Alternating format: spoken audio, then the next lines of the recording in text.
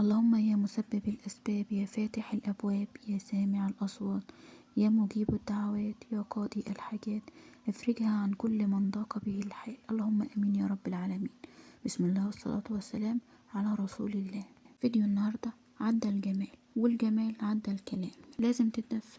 هتتدفى بيه نوع من انواع المكسرات. ايوه، الفيديو النهاردة بيتكلم عن نوع من انواع المكسرات. ولما نقول مكسرات يبقى ابو فروة او الكستناء زي ما كل بلد بتسميها. هعمله معاكم بطريقة سهلة وبسيطة. اول حاجة بغسله غسلة كويسة، وبعدين بختار سكينة تكون البوز بتاعها رفيع، وببتدي اعمل فتحة كده في ظهر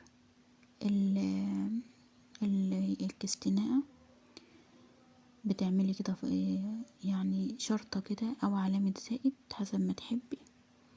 ما تغوطيش بالسكينة اللي جوه، يعني خليكي من بره كده، يعني يا دوبك علامة كده بتفتحيها. بنفتح العلامة دي ليه؟ لان لو اتحطت وهي مقفولة كده هتبص تلاقي فرقعت منك وعملت اصوات قنابل رهيبة، ممكن تسيبي البيت فيها وتجري. المهم انا هنا نزلت لكم قايمة بفوائد الكستناء، واعملوا برضو سيرش وشوفوا برضو حاجات اكتر واكتر. وفي اخر الفيديو برضو هنزل لكم جدول بالسعرات الحرارية اللي موجودة فيه. بعد كده بنزل عليهم بشوية مية صغيرين جدا، يعني ما يعادل كده ربع كوباية، وببتدي اسيبهم على النار يغلوا.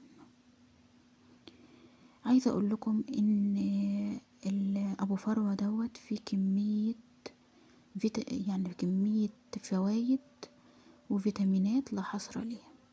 انا هناك حطيته وبقلب الفتحة لتحت علشان لما تشم النار تبتدي تفتح معايا وتستوي في اسرع وقت.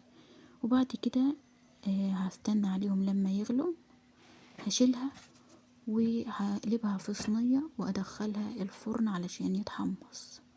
لازم خطوة الفرن دي تحمصيها في الفرن. بعد ما تحمصيها في الفرن وتنشف ميته بتبتدي تقدميها زي ما انا عملت كده، وهفتح لكم الوقت كذا واحدة وهتشوفيه من جوه شكله ايه.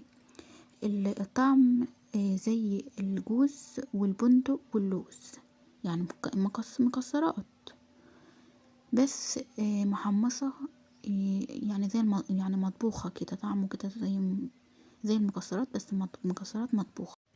جدول السعرات هيظهر دلوقتي اهو.